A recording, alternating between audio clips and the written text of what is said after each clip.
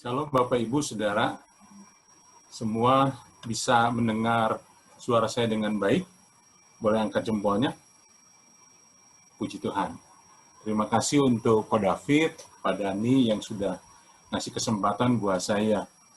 Nah, malam hari ini, Bapak Ibu izinkan saya boleh share firman Tuhan tentang satu hal. Ya, yaitu kemarin tepatnya hari Kamis, tanggal 18 September, jam 6 sore, itu orang Yahudi, orang Ibrani, merayakan tahun yang baru, tahun 5781, yang disebut dengan Pei Aleph. Nah, saya ingin sampaikan ini, Bapak Ibu Saudara, dan saya mengambil tema firman Tuhannya tentang The Prophet Isaiah, yaitu Nabi Yesaya. Nah, mari kita lihat, Bapak Ibu Saudara, saya mau sedikit sampaikan tentang tahun Ibrani 5781.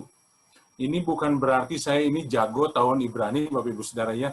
Saya hanya mengambil beberapa hal yang penting saja. Kalau Bapak Ibu Saudara mau tahu tentang tahun Ibrani yang mendalam, itu kayaknya Pak Aruna itu yang harus ngajar. Saya belum terlalu dalam di sini, Bapak Ibu Saudara. Jadi saya hanya ambil beberapa hal yang penting saja. Tahun Ibrani 5781, Bapak Ibu Saudara, dimulai kemarin sore, jam 6, tanggal 18 September.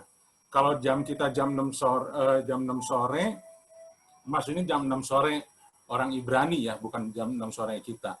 Jam 6 sore kita itu di sana sekitar jam 2 siang. Jadi kalau di kita jam 10 malam mereka mulai merayakan tahun yang baru. Kenapa jam 6 sore? Karena mereka memakai waktunya itu seperti yang Alkitab Kejadian katakan, demikianlah demikianlah petang dan jadilah pagi. Jadi mereka mulai dengan petang. Kalau kita di kalender Gregorian itu mengambil waktunya jam 12 malam untuk perpindahan hari, tapi kalau mereka jam 6 sore. Nah, dituliskan dalam aksara Ibrani sebagai Taf Sin Pei Aleph atau dengan 781. Ini kayak jurus Wing Chun ya. Taf Sin Pei Aleph gitu. Tapi ini dari Yahudi atau disingkat dengan Pei Aleph saja. Nah, yang penting di sini Bapak Ibu Saudara kita bisa lihat bahwa huruf Pei itu digambarkan dengan sebuah mulut. Ya, kalau Bapak Ibu Saudara lebih pelajari maka itu mulut yang ada giginya itu Bapak Ibu. Nah, kata P itu diperluas menjadi sebuah pengertian yaitu kata, ekspresi, vokalisasi, ucapan, dan nafas. Nah, saya coba lihat Bapak Ibu Saudara bahwa huruf P di tahun ini lebih diarahkan kepada deklarasi, Bapak Ibu Saudara ya, deklarasi. Jadi bukan sekedar cuman perkataan mulut saja, tapi juga deklarasi. Nah, sedangkan Aleph-nya, yaitu angka satunya, kalau P itu angka 80-nya, Bapak Ibu, Aleph angka 1 itu berbicara mengenai Tuhan. Ya, 1 itu selalu berbicara Tuhan. 1 yaitu Allah yang Esa, 3 Allah yang Tritunggal, 7 kesempurnaan Tuhan. Ya, Aleph 1 berbicara mengenai Tuhan yang satu-satunya, yaitu Dia yang pertama dan terutama yang awal. Ya, yang awal, yang mengawali segala sesuatu. Tuhanlah penyebab segala sesuatu, causa prima, penyebab yang utama. Dalam Wahyu pasal 1 ayat 8 dikatakan, Aku adalah Alfa dan Omega, firman Tuhan Allah yang ada, yang sudah ada dan yang akan datang, dan yang maha kuasa. Jadi Bapak Ibu Saudara kita tahu bahwa Tuhan Yesuslah yang awal dan yang akhir. Dialah yang memulai segala sesuatunya, dan dia juga yang akan mengakhiri segala sesuatunya. Nah, lebih lanjut lagi Bapak Ibu Saudara, tahun Ibrani 5781 berbicara dengan mulut, kita akan deklarasikan, kita akan nyatakan bahwa Tuhan Yesus, yaitu Sang Awal dan Sang Akhir itu akan segera datang kembali dengan segala kemuliaan dan kuasanya. Bapak Ibu Saudara percaya bahwa Yesus datang tidak akan lama lagi? Ya, walaupun saya tidak tahu kapan, Bapak Ibu Saudara, kita semua tidak tahu kapan dia akan datang, tapi saya rasa dia tidak akan datang 1000 tahun lagi, 100 tahun lagi, dia akan datang dengan segera. Dan tahun 5781 ini mari kita nyatakan dalam hidup kita, Yesus akan datang untuk menjemput kita gerejanya. Nah, Alef berarti pertama itu kalau dikaitkan dengan Yohanes pasal 1 ayat 1 dikatakan pada mulanya adalah firman. Firman itu bersama-sama dengan Allah dan firman itu adalah Allah. Ini berbicara tahun 5781 setiap orang percaya harus back to the Bible. Harus kembali kepada Alkitab. Karena kita tahu Bapak Ibu Saudara hari-hari ini begitu banyak pengajaran-pengajaran yang sesat, bahkan fenomena-fenomena filosofi dunia itu bisa masuk ke dalam gereja. Berbicara soal gereja bisa mengakui LGBT, gereja bisa mengakui bukan lagi Tritunggal, tapi oneness, atau bahkan ada yang menganggap bahwa Allah itu 3 dan seterusnya. Nah, harus kembali lagi kepada Alkitab, yaitu menjadikan firman Tuhan. Bukan etika dunia, bukan kemanusiaan, bukan humanity, tapi firman Tuhan itu sebagai otoritas tertinggi yang mengatur kehidupan kita. Kita harus membaca, kita harus merenungkan, kita harus memperkatakan, dan kita harus melakukan firman Tuhan. Ini Bapak Ibu Saudara ya, itu arti dari tahun Ibrani 5781. Nah, berikutnya Bapak Ibu Saudara, beberapa hal penting lagi. Tahun 5781, kata Alef itu, angka 1 yaitu Alef, sebelum yang sekarang ada dalam Ibrani kuno, itu dia gambarkan sebagai kepala seekor lembu. Digambarkan seperti kepala seekor lembu, itu berasal dari budaya orang Kanaan, yang melambangkan kekuatan, kuasa atau otoritas, dan juga pemimpin. Nah, orang Yahudi percaya, Bapak Ibu Saudara, bahwa tahun 5781 ini berbicara juga tentang tahun kesatuan, di mana hal-hal yang kudus itu akan terjadi buat para pemimpin. Para pemimpin tidak hanya berbicara soal pemimpin yang besar, tapi ayah, suami, pria, pemimpin rohani, dan yang lain. Bahkan mungkin ada yang ibu-ibu, para wanita juga pemimpin rohani, akan terjadi kesatuan yang kudus, dan di dalam itu menjadi sebuah kekuatan yang besar. Ada satu hal yang akan terjadi, bahwa era generasi fatherless, jadi yang tidak punya bapak, yang tidak mengalami kasih bapak, itu harus berakhir. Lukas 1 ayat 17 dikatakan ia akan berjalan mendahului Tuhan dalam roh dan kuasa Elia untuk membuat hati bapak-bapak berbalik kepada anak-anaknya dan hati orang-orang durhaka kepada pikiran orang-orang benar, dan dengan demikian menyiapkan bagi Tuhan suatu umat yang layak baginya. Jadi para pemimpin, seorang ayah, seorang suami, seorang pria atau wanita juga bisa yang jadi pemimpin, akan Tuhan berikan kuasa, roh seperti Elia, supaya berbalik dan akhirnya mempersiapkan sebuah umat yang layak bagi Tuhan. Dan ini dipercaya oleh orang-orang Yahudi akan terjadi di tahun ini, tahun 5781. Nah, untuk Bapak Ibu Saudara bisa mengerti lebih jelas, saya coba ambil kesimpulannya, Bapak Ibu Saudara. Tahun Ibrani 5781 berbicara tentang perjumpaan dengan hadirat Tuhan yang lebih daripada yang dulu-dulu. Ini harus kita kejar, Bapak Ibu Saudara, perjumpaan pribadi dengan hadirat Tuhan. Mungkin kita selama ini sudah kurang di dalam hubungan kita dengan Tuhan, ada sebuah masalah sehingga kita tidak bisa merasakan hadirat Tuhan setiap hari di dalam hidup kita. Tahun ini Tuhan berpesan bahwa ayo kejar kembali perjumpaan dengan hadirat Tuhan. Nah, lalu yang kedua, firman Tuhan harus kembali sebagai otoritas tertinggi di dalam kehidupan kita. Setelah itu, Bapak Ibu Saudara, akibat dari perjumpaan dengan Tuhan, akibat dari firman Tuhan menjadi otoritas tertinggi dalam hidup kita, maka mulut kita akan disucikan, dan kekudusan hidup kita akan semakin meningkat. Gereja Tuhan akan mengalami peningkatan yang signifikan di dalam soal kekudusan. Bukan soal berkat, Bapak Ibu Saudara, tapi dalam soal kekudusan. Mulutnya dikuduskan, sehingga semua kehidupannya itu akan meningkat kekudusannya. Lalu karena kekudusan ini semakin meningkat, maka terjadi pemulihan hubungan.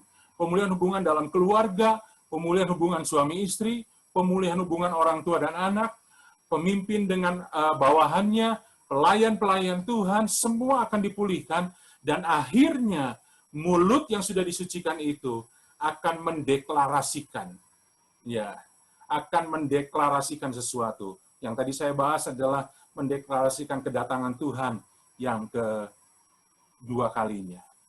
Nah, Bapak Ibu Saudara, ini bagian yang pertama. Sekarang saya akan masuk bagian yang kedua tentang Nabi Yesaya. Bapak Ibu Saudara bisa lihat nanti ada hubungannya antara tahun Ibrani 5781 dengan Nabi Yesaya. Mari kita lihat Bapak Ibu Saudara, dalam Yesaya pasalnya yang ke-6 ayat 1 sampai ayat yang ke-8. Saya akan bacakan buat Bapak Ibu Saudara, saya harap bisa jelas di layar, ya, apalagi yang pakai handphone mungkin tulisannya masih bisa terbaca. Yang pakai handphone, oke, puji Tuhan. Nah, dalam ayat yang pertama dikatakan, dalam tahun matinya Raja Uzia, aku melihat Tuhan duduk di atas tahta yang tinggi dan menjulang, dan ujung jubahnya memenuhi bait suci. Para serafim berdiri di sebelah atasnya, masing-masing mempunyai 6 sayap. 2 sayap dipakai untuk menutup muka mereka, 2 sayap dipakai untuk menutupi kaki mereka, dan 2 sayap dipakai untuk melayang-layang. Dan mereka berseru seorang kepada seorang, katanya, Kudus, kudus, kuduslah Tuhan semesta alam, seluruh bumi penuh kemuliaannya. Ayat yang keempat, maka bergoyanglah alas ambang pintu disebabkan suara orang yang berseru itu, dan rumah itu pun penuhlah dengan asap.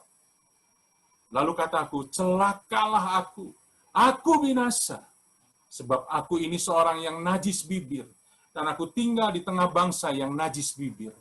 Namun mataku telah melihat Sang Raja, yakni Tuhan semesta alam. Tetapi seorang daripada serafim itu terbang mendapatkan aku, dan di tangannya ada bara yang diambilnya dengan sepit dari atas mezbah. Ia menyentuhkannya kepada mulutku, serta berkata, lihat, ini telah menyentuh bibirmu, maka kesalahanmu telah dihapuskan, dan dosamu telah diampuni. Lalu aku mendengar suara Tuhan berkata, siapakah yang akan kuutus, dan siapakah yang mau pergi untuk aku? Maka sahutku, ini aku, utuslah aku. Bapak Ibu Saudara, ini adalah sebuah perjumpaan Nabi Yesaya dengan Tuhan di awal pelayanannya, ketika dia mulai diutus kepada bangsa Israel. Bapak Ibu Saudara, kalau kita, ini sedikit tambahan Bapak Ibu Saudara, ini sebetulnya kalau kita baca keseluruhannya, maka kita akan mendapati Nabi Yesaya ini diutus kepada bangsa Israel, tetapi bangsa Israel tidak akan pernah menanggapi apa yang akan disampaikannya. Tuhan berkata mereka akan mendengar, tapi tidak mengerti, mereka akan melihat, tapi tidak menanggapi. Coba bayangkan Bapak Ibu Saudara, kalau Tuhan mengutus kita, atau mengutus saya lah ya, kemudian saya harus berkhotbah kepada seseorang, tapi orang itu nggak akan berubah, orang itu nggak akan bertobat, orang itu tidak akan meresponi. Mungkin saya sebagai hamba Tuhan juga masih berpikir secara manusia, kalau gitu ngapain saya mesti khotbah? Saya ngapain mesti melayani orang itu? Kalau saya sudah tahu hasilnya. Tapi Bapak Ibu Saudara, ternyata dari sini kita bisa belajar bahwa Yesaya tetap melakukan tugasnya, dia setia dengan tugasnya, sehingga semuanya bisa diselesaikan, sekalipun pada akhirnya bangsa Israel tetap masuk dalam pembuangan, tidak dengar nubuatannya, tidak dengar tegurannya. Tapi dari sini Bapak Ibu Saudara bisa kita lihat bahwa yang pertama bagi Tuhan bukan hasil yang utama, tapi proses itulah. Kesetiaan Bapak Ibu Saudara sebagai pelayan Tuhan, itulah yang utama, bukan hasil. Mungkin Bapak Ibu Saudara kalau kita lihat hasil, orang lain lebih berhasil, pelayanan yang lain lebih berhasil. Tapi dari sini kita bisa belajar bahwa konsentrasi Tuhan bukan soal hasil, tapi soal proses, kesetiaan kita Bapak Ibu Saudara. Yesaya setia walaupun hasilnya tidak ada. Yesaya setia walaupun apa yang dia khotbahkan tidak didengar oleh orang lain. Tapi di hadapan Tuhan, dia berhasil. Yang kedua, Bapak Ibu Saudara, kenapa Tuhan suruh Yesaya tetap berkhotbah, tetap bernubuat, tetap menegur banyak orang, sekalipun banyak orang tidak akan menanggapi, karena ini demi keadilan Allah. Nanti satu kali di dalam pengadilan Tuhan, ketika di dalam kekekalan Tuhan mengadili, tidak ada seorang pun yang akan bisa beralasan, saya belum pernah mendengar nama Yesus, saya belum pernah mendengar kasih karunia itu. Jadi nggak bisa saya disalahkan. Tidak. Kenapa? Karena sudah ada banyak orang yang dijadikan seperti Yesaya yang akan berbicara tentang kebenaran itu. Ya, keadilan Tuhan tetap ditegakkan. Tidak ada alasan manusia yang bisa mengalahkan keadilan Tuhan. Nah, mari kita lanjutkan Bapak Ibu Saudara. Ada 3 poin yang saya ingin bagikan malam hari ini kepada Bapak Ibu Saudara.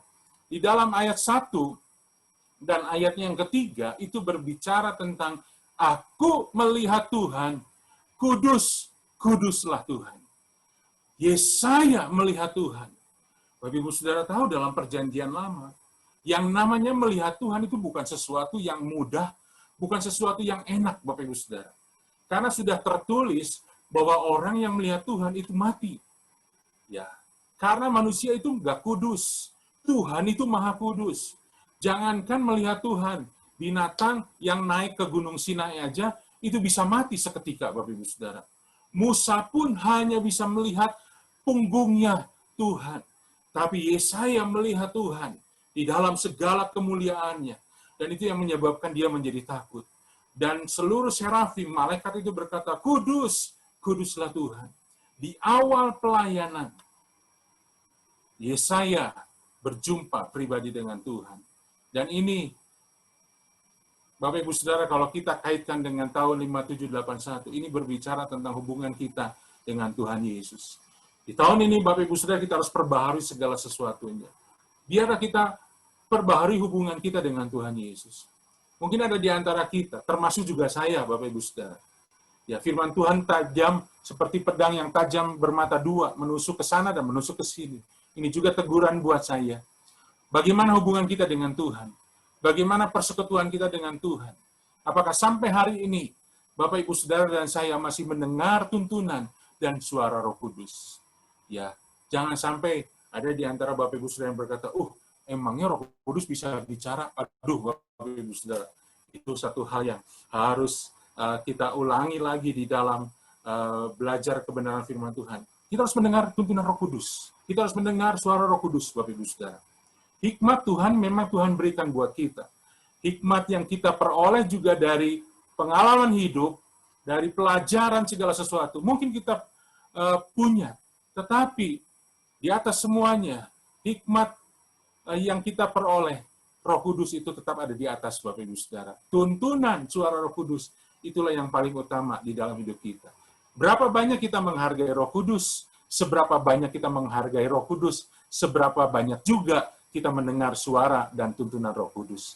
Ya, Roh Kudus adalah roh yang lemah lembut, dia tidak akan maksa. Dia tidak akan bawa satu kayu yang besar untuk mendobrak hati kita, Bapak Ibu Saudara. Dia cuma mengetuk, dan dia berharap bahwa kita membuka hati, kita memperbarui hidup kita, dan kita mempersilakan Roh Kudus masuk dalam hidup kita, dan kita dengar tuntunannya, dan kita berjalan bersama dengan Tuhan. Bapak Ibu Saudara harus mengambil keputusan apa hari-hari ini. Bapak Ibu Saudara harus menjalani apa? Bapak Ibu Saudara harus menghadapi apa yang dalam hidup ini hari-hari ini. Mari dengar suara Roh Kudus. Yakobus pasal 4 ayat 8 dikatakan, mendekatlah kepada Allah, dan Ia akan mendekat kepadamu. Ini jangan disamakan dengan lagu Bimbo, Bapak Ibu Saudara ya. Aku jauh, engkau jauh, aku dekat, engkau dekat. Itu orang lain, Bapak Ibu Saudara ya. Tuhan itu nggak akan menjauh sebetulnya, kita yang sering menjauh. Tapi Tuhan dalam hal ini berkata, mendekatlah kepada Allah, dan Tuhan akan mendekat kepada kita. Tahirkanlah tanganmu, ini berbicara seluruh sikap hidup kita. Hai kamu orang-orang berdosa, kita semua Bapak Ibu Saudara, belum sempurna, saya pun belum sempurna. Saya masih melakukan kesalahan dan dosa. Sucikan hatimu, mulai dari dalam, hai kamu yang mendua hati. Kalau hari ini kita mendua hati, Bapak Ibu Saudara, kita mencintai dunia, ya kita mencintai uang, kita mengasihi hidup kita yang lama. Mari sekarang sucikan hati kita. Ini waktunya tidak lama lagi, Bapak Ibu Saudara. Kesempatan yang Tuhan berikan buat gereja Tuhan tidak terlalu lama lagi. Tuhan ingin kita memperbarui hubungan kita dengan Tuhan. Tuhan ingin kita hidup dalam tuntunan dan suara Roh Kudus-Nya. Ingat, Bapak Ibu Saudara, siapa yang bisa mempersiapkan Ester? Ya, siapa yang bisa mempersiapkan Ester untuk menjadi pilihan dari Raja Ahasiweros? Ya, itu adalah seorang pembantu sida-sida yang paling dekat dengan Ahasiweros. Ini gambaran bahwa Roh Kuduslah yang akan mempersiapkan kita menjadi mempelai-mempelai Kristus, pengantin-pengantin Kristus yang akan berjumpa dengan mempelai pria yang kita tunggu-tunggu, yaitu Tuhan Yesus. Mari perbaiki hubungan kita, Bapak Ibu Saudara. Dan yang kedua, dalam ayat yang kelima, Bapak Ibu Saudara, Yesaya langsung berkata, celakalah aku. Waktu dia melihat Tuhan, dia melihat segala kemuliaan Tuhan, dia berkata, celakalah aku. Bapak Ibu Saudara, waktu Yesaya melihat Tuhan, dia langsung menyadari dirinya orang berdosa. Dia langsung menyadari bahwa dia orang yang najis bibir. Dia langsung menyadari keberadaannya, Bapak Ibu Saudara. Nah, hari-hari ini, Bapak Ibu Saudara, mari kita belajar bahwa kita memang telah dilayakkan oleh pengorbanan Tuhan Yesus. Bapak Ibu Saudara dan saya yang percaya kepada Tuhan Yesus, kita memang sudah dilayakkan. Kita sudah dijadikan anak. Kita sudah didamaikan dengan Bapa Surgawi. Tapi jangan lupa, Bapak Ibu Saudara, tetaplah memiliki sikap yang merasa kita tidak layak di hadapan Tuhan. Ini berbicara tentang kerendahan hati. Jangan kita sombong, Bapak Ibu Saudara. Jangan kita merasa bahwa kita, wah, saya kan sudah ditebus oleh Tuhan Yesus, jadi kita bisa lakukan apapun di dalam pengiringan kita kepada Tuhan. Lukas pasal 18 ayat 10-14, Alkitab berkata seperti ini.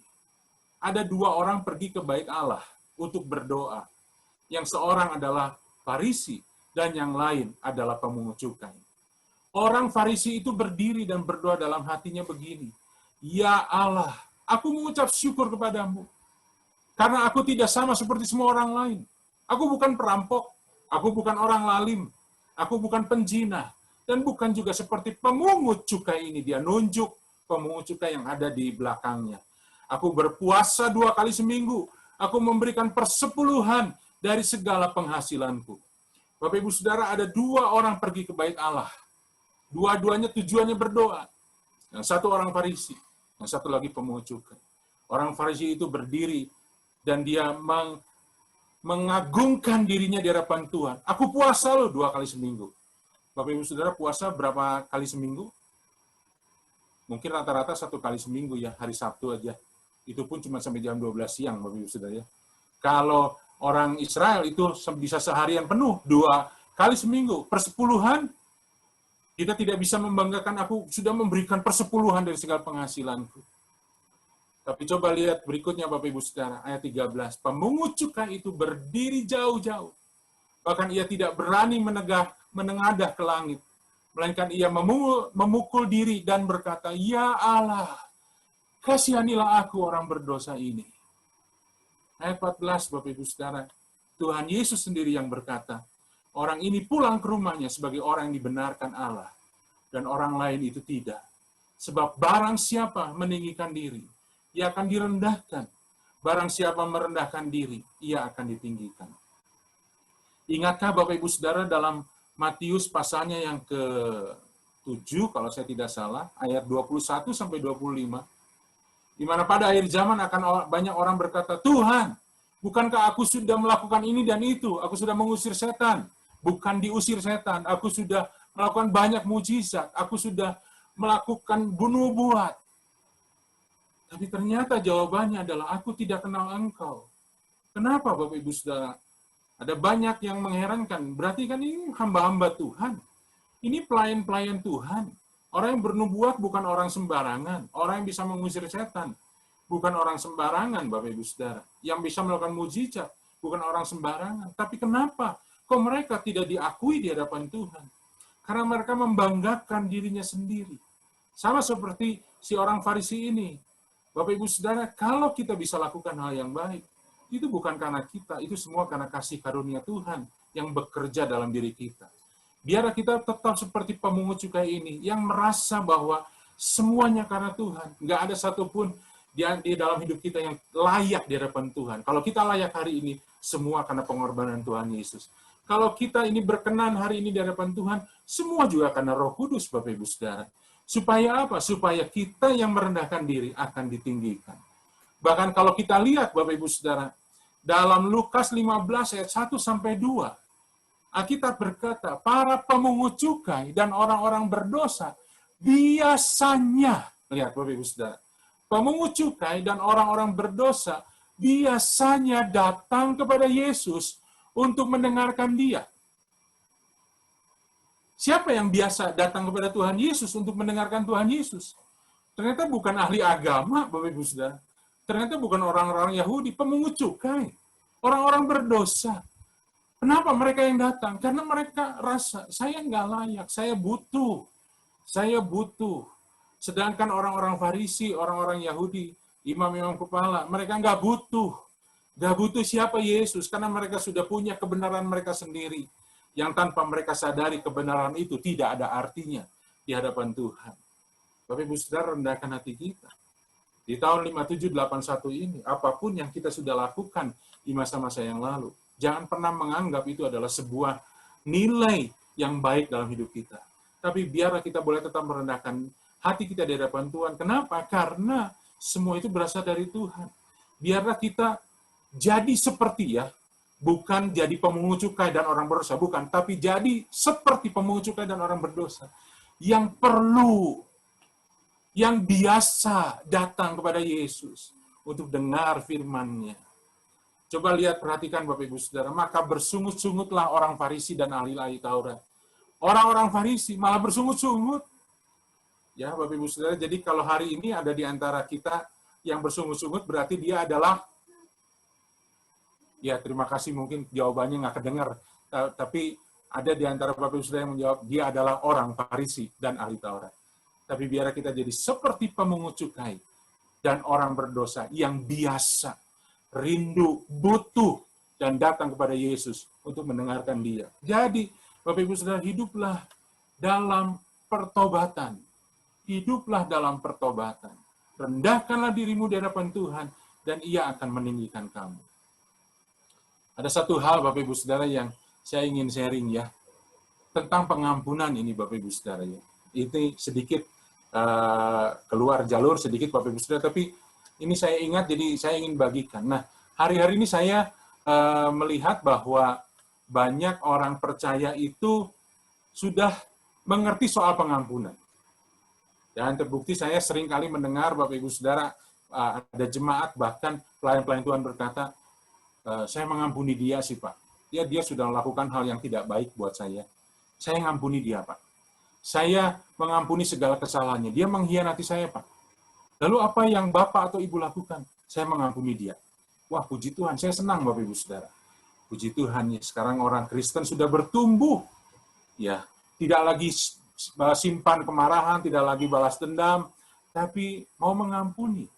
Nah, cuman Bapak Ibu Saudara, hari ini saya mau ingatkan buat kita semua bahwa ada yang disebut dengan pasca pengampunan. Ya, mengampuni dan masa setelah mengampuni. Maksud saya begini Bapak Ibu. Kalau kita sudah mengampuni seseorang, ternyata orang itu yang melukai hati kita, yang mengkhianati kita, yang mencelakai kita, tiba-tiba mengalami musibah. Entah dia mungkin ketabrak mobil, entah dia mungkin kena sakit penyakit, atau dia bangkrut, pokoknya mengalami musibah. Terus apa yang ada dalam hati kita, Bapak Ibu Saudara? Ada yang berkata, nah lihat tuh, gara-gara urusan sama saya, gini-gini juga anak Tuhan, gini-gini juga hamba Tuhan yang diurapi, makanya jangan main-main sama saya. Untung segitu juga saya ampuni. Ada nggak di antara Bapak Ibu Saudara yang seperti itu? Nggak usah angkat tangan Bapak Ibu Saudara, malu-maluin. Atau yang kedua Bapak Ibu Saudara, ketika orang yang kita ampuni ternyata diberkati Tuhan. Dia usahanya semakin maju, keluarganya kelihatannya semakin harmonis, berkatnya semakin banyak, apalagi kelihatan berkat materinya semakin banyak, kita mulai berkeluh kesah di hadapan Tuhan. Tuhan, kan saya yang dilukai. Kan saya yang ngalami nggak enak ini. Kan saya sudah mengampuni dia. Kenapa dia yang diberkati, kok saya enggak? Nah, Bapak Ibu Saudara, banyak orang sukses, berhasil di dalam pengampunan. Tapi gagal di dalam pasca pengampunan ini, Bapak Ibu Saudara. Kenapa? Dia nggak terima kalau orang yang diampuninya itu diberkati Tuhan.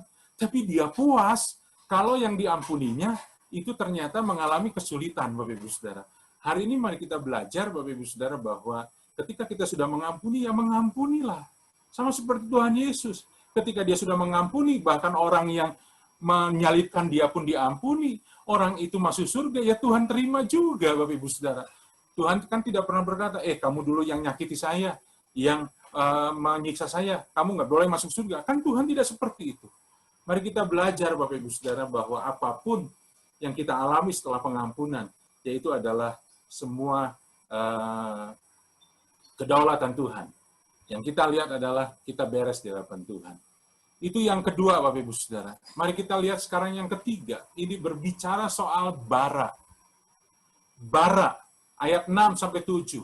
Ada seorang serafim yang ambil bara dari mesbah dan kemudian disentuhkan kepada bibir Yesaya. Sehingga apa yang terjadi, Bapak Ibu Saudara? Yesaya dikuduskan. Dengan demikian Yesaya dilayakkan untuk memberitakan firman Tuhan.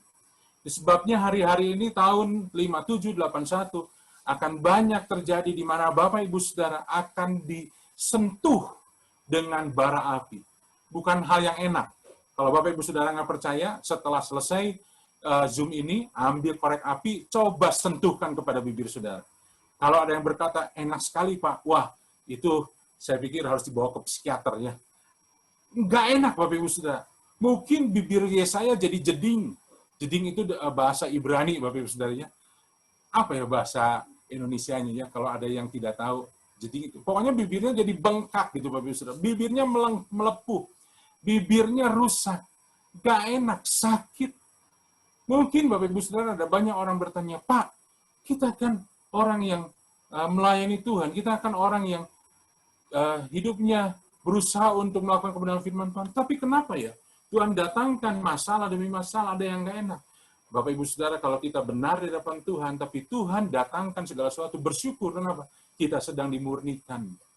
Ya, kalau kita berdosa, Tuhan izinkan masalah terjadi, itu supaya kita bertobat. Tapi kalau hidup kita benar, Tuhan izinkan masalah itu datang, berarti kita sedang dimurnikan. Ingatlah bahwa ada sebuah proses dalam hidup kita yang namanya JSG. Justification, Sanctification, dan Glorification. Harus dibenarkan dulu, kemudian disucikan, baru setelah itu mengalami kemuliaan.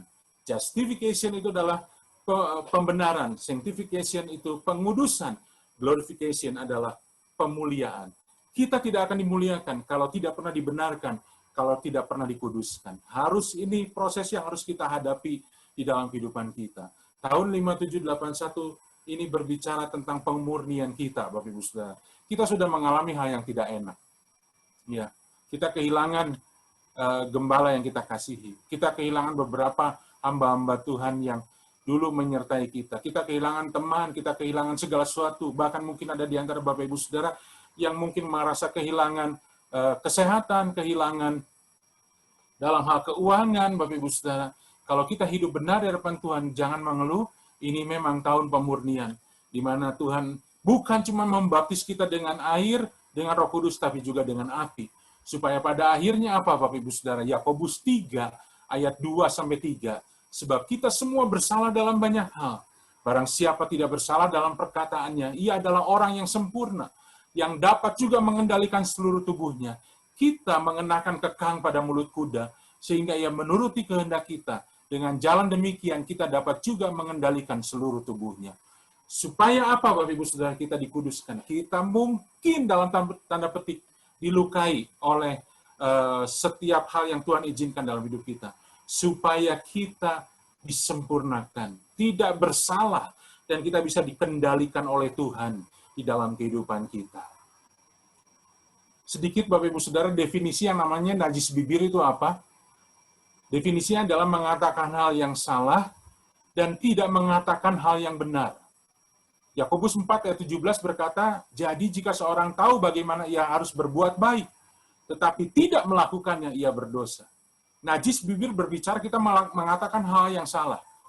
Mengatakan perkataan kasar, perkataan kotor, kutuk, hujat, atau perkataan yang jelek kepada orang lain, itu adalah najis bibir. Tapi juga orang berpikir begini, kalau gitu saya lebih baik diam saja. Bukankah silence is gold? Diam itu emas, memang betul, diam itu emas. Ya, kita berkatakan hal yang tepat di waktu yang tepat. Kita berkata seperti buah apel emas di pinggang perak, itu sesuatu yang bagus. Tapi ketika kita sebetulnya harus mengatakan sesuatu, harus mengatakan kebenaran, harus menegur seseorang, harus menyampaikan kebenaran firman Tuhan, dan itu memang sudah dikonfirmasi kuat, Bapak Ibu Saudara, tapi kita tidak mengatakannya juga, berarti itu adalah najis bibir juga. Ya, bibir kita tidak bisa dikendalikan oleh Roh Kudus untuk mengatakan kebenaran. Itu sebabnya Tuhan murnikan hari ini supaya kita disempurnakan, tidak bersalah dalam perkataan kita, bahkan juga kita bisa dikendalikan oleh Tuhan. Pada akhirnya Bapak Ibu Saudara, saya ambil kesimpulannya begini Bapak Ibu. Nah, sekarang Bapak Ibu Saudara bisa lihat hubungan antara tahun Ibrani 5781 dengan kisah Yesaya itu Bapak Ibu Saudara, dan akhirnya itu yang akan terjadi di dalam hidup kita sebagai gereja Tuhan. Yang pertama, tahun 5781 dipercaya adalah perjumpaan dengan hadirat Tuhan. Yesaya pun dimulai dengan aku melihat Tuhan, kudus-kuduslah Tuhan. Artinya gereja Tuhan hari-hari ini harus memperbaiki hubungannya dengan Tuhan. Lalu yang kedua, firman Tuhan sebagai otoritas tertinggi. Demikian juga dengan Yesaya, Bapak Ibu Saudara, dia menyadari dirinya orang berdosa, orang yang tidak benar di hadapan Tuhan. Dia najis bibir, demikianlah juga dengan kita. Jangan kita merasa sombong dengan apa yang sudah kita lakukan. Tapi biar kita merasa, dalam tanda kutip, tidak layak di hadapan Tuhan. Ya, kalau kita dilayakan hari ini semua karena kasih karunia Tuhan, tapi kita biar tetap merendahkan diri kita. Lalu mulut yang disucikan, itu juga dalam Yesaya tentang bara. Ya, mulut kita akan disucikan supaya kekudusan kita semakin meningkat dan akhirnya pemulihan hubungan itu terjadi. Bapak Ibu Saudara, perhatikan dalam Yesaya 7 ayat yang ketiga, dikatakan berfirmanlah Tuhan kepada Yesaya, baiklah engkau keluar menemui Ahaz, engkau serta Syar-Yasub, anakmu laki-laki. Nah, Yesaya Bapak Ibu Saudara itu punya anak yang pertama namanya Syar-Yasub. Arti nama itu adalah sisa itu akan kembali. Jadi arti nama Syar-Yasub, anaknya yang pertama itu artinya adalah sisa itu akan kembali. Ini berbicara soal sisa orang Israel yang akan kembali dari pembuangan. Bapak Ibu Saudara lihat, Tuhan menyuruh Yesaya keluar untuk menemui Ahaz, artinya dia harus melayani seorang yang bernama Ahaz, dia harus disertai anaknya laki-laki. Kalau Bapak Ibu Saudara lihat dalam perjanjian lama, jarang sekali ada hamba Tuhan yang pergi dengan anaknya untuk melayani. Bahkan Samuel pun nabi yang besar, itu meninggalkan anak-anaknya, sehingga anaknya pun itu mengalami kehancuran seperti Hofni dan Finehas kembali, Bapak Ibu Saudara. Ada banyak ayah-ayah yang dipakai oleh Tuhan secara luar biasa, anak-anaknya ternyata mengalami kehancuran. Tapi di sini Bapak Ibu Saudara bisa lihat, Yesaya yang sudah bertemu dengan Tuhan, yang merendahkan hatinya di hadapan Tuhan, yang dimurnikan oleh Tuhan, dia ternyata dipakai Tuhan bersama-sama dengan keluarganya. Bahkan dalam Yesaya 8 ayat yang ketiga dikatakan, kemudian aku menghampiri istriku. Dalam terjemahan bahasa Indonesia, Bapak Ibu Saudara, dikatakan menghampiri istrinya. Ya. Tapi kalau lihat dalam terjemahan bahasa Inggris, bukan istri, bukan diterjemahkan sebagai my wife, tapi diterjemahkan sebagai prophetess, yaitu nabiah. Nah, dalam terjemahan bahasa Inggris dijelaskan, kita bisa mengerti bahwa istri dari Yesaya ternyata seorang nabi, seorang nabiah, nabi wanita, Bapak Ibu Saudara. Jadi istrinya pun dipakai oleh Tuhan. Kemudian Istrinya mengandung dan melahirkan anaknya yang kedua. Lalu Tuhan berkata, namai dia Maher Shalal Hasbaz. Kalau Bapak Ibu Saudara baca ayat berikutnya, Maher Shalal Hasbaz itu artinya adalah bahwa sebelum anak ini bisa menyebut bapak atau ibu, bisa memanggil bapak atau ibu, kekayaan orang Israel, kekayaan dari Damsyik itu akan dibawa oleh Asyur. Artinya soal tentang pembuangan orang Israel ke Babel dan ke beberapa bangsa yang lain. Anaknya, Bapak Ibu Saudara, namanya bahkan menjadi nubuatan. Lihat Bapak Ibu Saudara bahwa Yesaya itu dipulihkan hubungannya dengan anak-anaknya, dengan keluarganya, sehingga mereka, Bapak Ibu Saudara, bisa melayani bersama-sama. Demikian juga tahun 81 dikatakan bahwa Tuhan akan memberikan kuasa Elia. Tuhan akan memberikan roh Elia, akan membuat hati bapak-bapak berbalik kepada anak-anaknya. Dan orang-orang durhaka kembali kepada kebenaran, supaya mempersiapkan sebuah umat yang layak itu akan terjadi. Kita akan mengalami pemulihan di tahun 5781 ini. Dan pada akhirnya ada mulut yang mendeklarasikan. Yesaya 6 ayat ke-8 dikatakan, siapakah yang akan kuutus? Siapakah yang mau pergi untuk aku? Maka sautku, ini aku, utuslah aku. Sudah tidak asing lagi Bapak Ibu Saudara bahwa kita masuk dalam tahun Pentakosta yang ketiga untuk mempersiapkan kedatangan Tuhan yang kedua kali, menyelesaikan amanat agung Tuhan Yesus. Dan ini semua yang akan Tuhan nyatakan dalam hidup kita. Alami perjumpaan Tuhan yang lebih lagi di tahun-tahun ini dan berikutnya. Jadikan firman Tuhan sebagai otoritas tertinggi. Kuduskan hidup kita dengan kuasa Roh Kudus dalam hidup kita. Kita akan mengalami pemulihan hubungan keluarga kita. Maka kita akan dipakai Tuhan beserta dengan keluarga kita, beserta dengan semua orang kudus untuk menyelesaikan amanat agung di era Pentakosta ketiga ini. Dan kita akan melihat Tuhan Yesus datang untuk yang kedua kalinya. Amin. Mari kita berdoa Bapak Ibu Saudara. Haleluya. Haleluya. Tuhan Yesus, kami datang di hadapan Tuhan. Kami hamba-hambamu, pelayan Tuhan, jemaatmu Tuhan, datang di hadapan Tuhan. Tuhan, Kau tahu segala keadaan kami, Engkau melihat isi hati kami. Kau tahu segala hal yang sedang kami hadapi hari ini. Biar memasuki sebuah era baru dalam hidup kami, Tuhan. Kami boleh mengalami perjumpaan dengan Tuhan, hubungan yang semakin meningkat dari hari ke hari. Kemurnian hidup kami juga terus diproses di dalam kasih-Mu, kasih karunia-Mu, dan melalui karya Roh Kudus dalam hidup kami. Kami boleh terus hidup dalam kebenaran firman-Mu. Keluarga kami dipulihkan, hubungan kami dipulihkan, dan kami boleh menjadi bagian dari penuai-penuai air zaman ini, di era Pentakosta yang ketiga, untuk menyelesaikan amanat agung Tuhan Yesus, dan kembali melihat kedatangan Tuhan yang kedua kali di dalam kehidupan kami. Tuhan, biar tidak ada satupun dari kami yang tertinggal dalam gelombang Roh Kudus pada akhir zaman ini, Tuhan. Semua, termasuk juga hamba-Mu yang menyampaikan kebenaran firman Tuhan ini. Pulihkan hidup kami, pakai setiap kami, Tuhan. Dan biar kami boleh terus maju di dalam Tuhan. Dan kami boleh menyerahkan jiwa-jiwa untuk kerajaan surga. Terima kasih, Bapa. Di dalam nama Tuhan Yesus kami berdoa ucap syukur. Haleluya. Amin. Sampai hati kita, angkat kedua tangan kita. Bapak, terima kasih Tuhan, Kau baik.